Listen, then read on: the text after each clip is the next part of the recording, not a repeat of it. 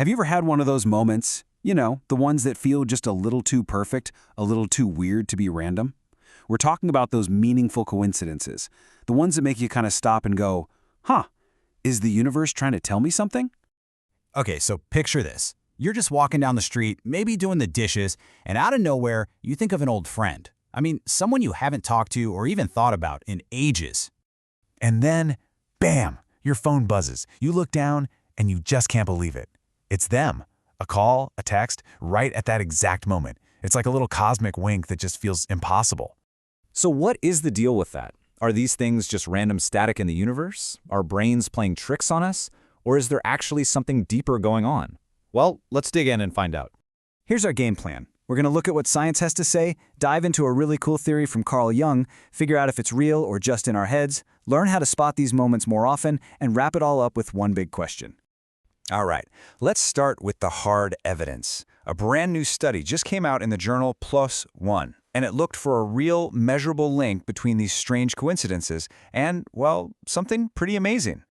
The researchers basically asked, are the people who report more of these meaningful coincidences also more creative?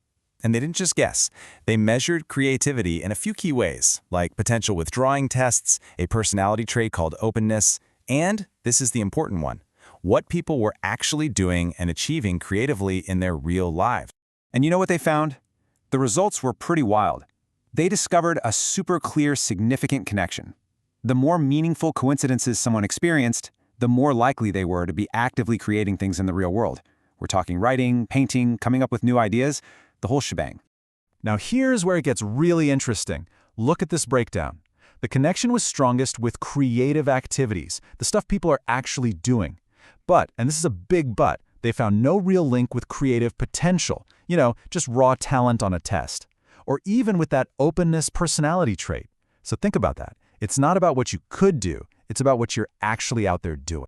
So the science tells us what's happening. There's a link, but it doesn't really tell us why. To get into that, we got to turn to one of the most famous thinkers on this topic, the legendary psychologist Carl Jung. Jung had a special word for this, synchronicity. He said it's when things happen that aren't connected by a normal cause and effect chain, but they're connected by meaning. And for him, this wasn't just a quirky feeling in our heads. He thought it was a real, fundamental principle of how reality itself is structured.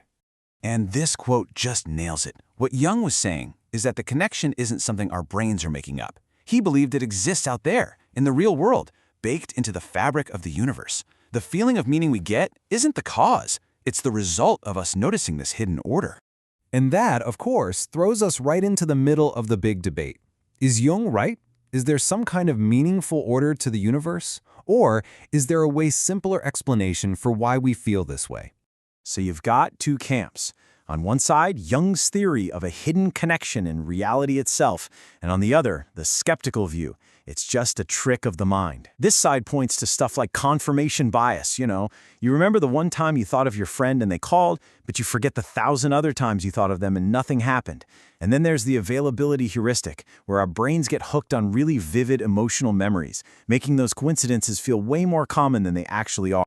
So look, whether it's cosmic winks or just brain quirks, the study shows that noticing them is linked to creativity. So the next question is obvious: how can we get better at spotting them? Well, there are a few really simple things you can do. First, journaling. Just writing stuff down helps you connect the dots later on that you'd totally miss otherwise. Mindfulness is huge too. Just being more present helps you catch these subtle little things as they happen. You've got to limit distractions. Seriously, the universe can't get a word in edgewise if you're drowning in notifications.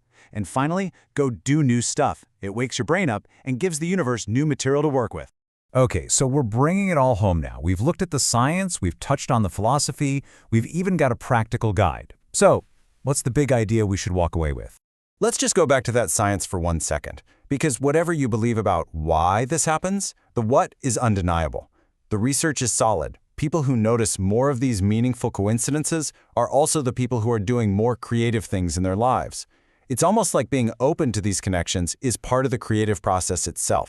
And that leaves us with one last thing to chew on. If paying attention to these little cosmic winks, whether they come from the universe or from deep inside our own minds, is directly linked to living a more creative, meaningful life, does it really matter where they come from in the first place?